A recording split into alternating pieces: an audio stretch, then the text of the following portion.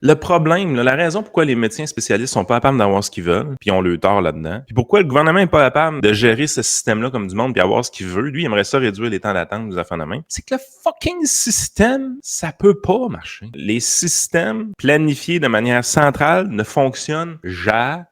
Mais, ni la Fédération des médecins spécialistes du Québec, ni la FMOC, ni le Collège des médecins, ni le gouvernement, ni le syndicat des infirmières, même la QPP, là, l'Association des pharmaciens propriétaires, là, ceux-là qui sont même pas dans le système public, ils n'arrêtent pas de vouloir réglementer et planifier centralement comment ça va fonctionner. Chris, faut que vous alliez l'autre bord, libéraliser.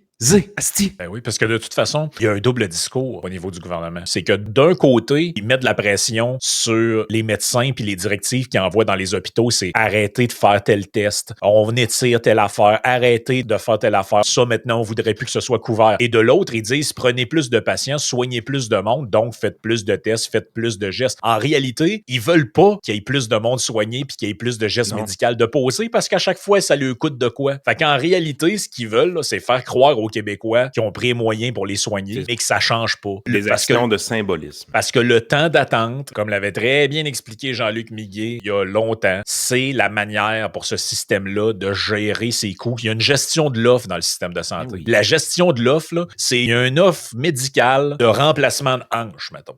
On veut pas en payer plus que tant par année. Fait que Chris, tu vas laisser le monde ses listes d'attente puis on n'en remplacera pas plus parce que c'est une gestion de l'offre. C'est exactement ça. Le mot est tellement bon, on gère l'offre présentement de soins médicaux.